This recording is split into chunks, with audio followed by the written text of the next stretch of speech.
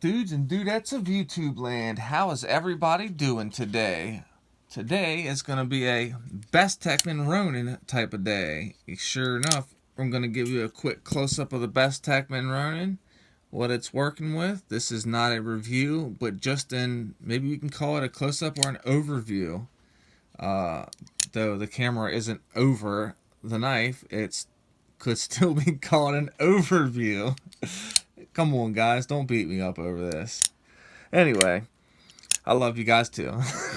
So we're going to talk about this, guys. So what we're working with today is this is a Bestech OEM made knife. This is the Bestechman, which is Bestech's budget line. I don't know what all that consists of yet, but I do know that the Ronin is definitely in the Bestechman line. So what we have here is G10 scales. They feel good. There's texture going on there. It's visible, but not. You can feel it to the touch, but it's not like it's not very texturized. So it's mainly looks. Though I'm sure it does give a little bit of grip. It actually looks really cool on camera. Sometimes my camera doesn't pick things up right, and my camera acts really funny. I'm hoping that this isn't one of them times.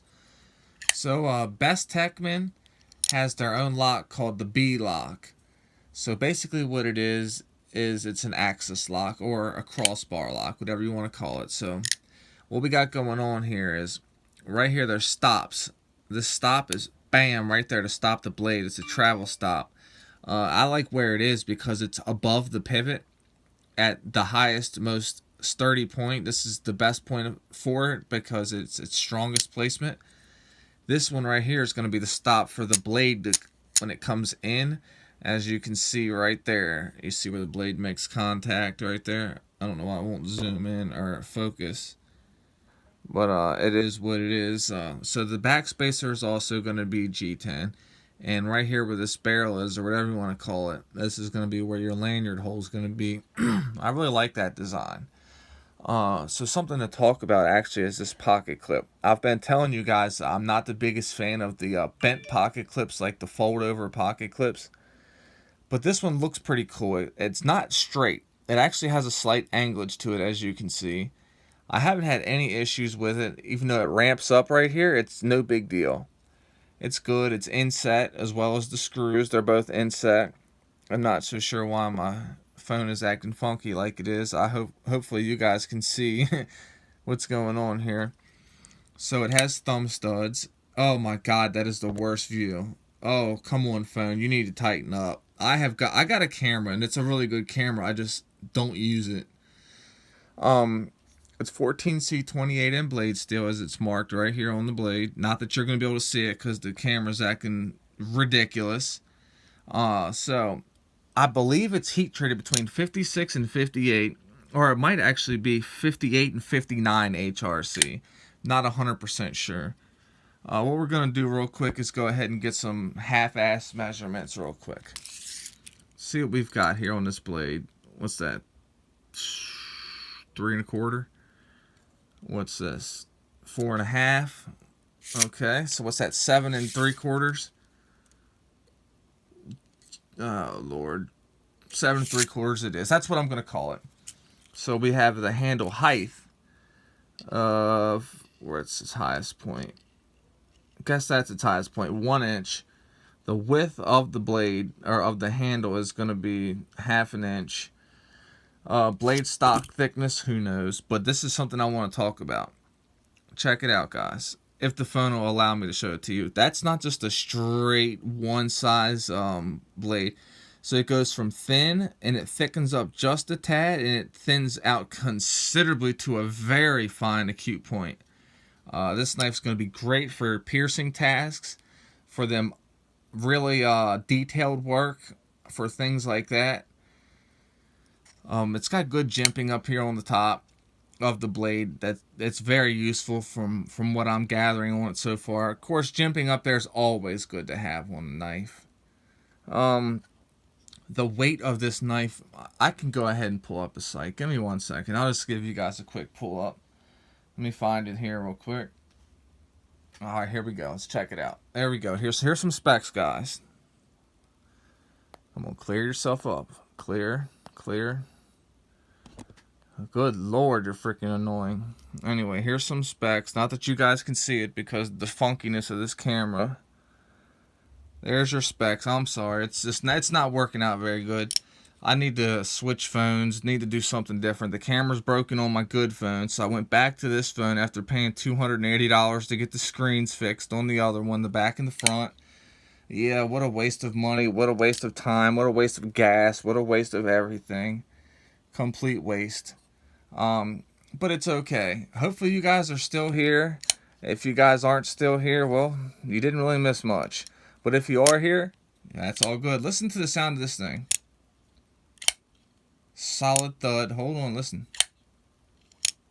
Listen to this. You ready? This is my favorite part of the knife right here. So satisfying. Let's do it again. Again. Again. How many more times do I gotta do it? Who knows? Alright, guys, look, so you can middle finger flick it. It's no problem at all. You can probably pointer finger flick the daggone. Okay, so the pointer finger flick definitely works better than the middle finger. At least for me and my weird hands. It's got good retention on the clip. Actually, in fact, it's got excellent retention. Centering is definitely dead nut center, as you can see right there. So we have a weight of 4.38 ounces. Great, it's under 5. That's perfect. A lot of people like a pocket knife to be 5 and under. That's the mark that they shoot for. Anything over is not kosher for them, which is totally cool with me. I don't mind a heavy knife, nor do I mind a light knife. I like them all. I like them all shapes and sizes. So you have an odd blue thumb studs here, which is kind of weird, but no big deal. I really like the action on this. So to be totally honest with you, I have a couple different axis style locks, crossbar locks. This right here, SRM being one of them. And I'm going to say that this definitely feels better than the SRM. Of course, you guys know the SRM is a $20 or $25 knife. So that really shouldn't be in the question. But I did have a Benchmade Adamas 275. And this axis lock totally feels better than that one. How? I have no freaking idea. But people also say that the Kaiser Drop Bear has the best feeling crossbar lock of them all. I don't know because I haven't had any time to play with the Drop Bear. I haven't even held one, so I really don't know. But what I do know is this one feels very good. It's positive. It has like, I mean, that feels good. It sounds good.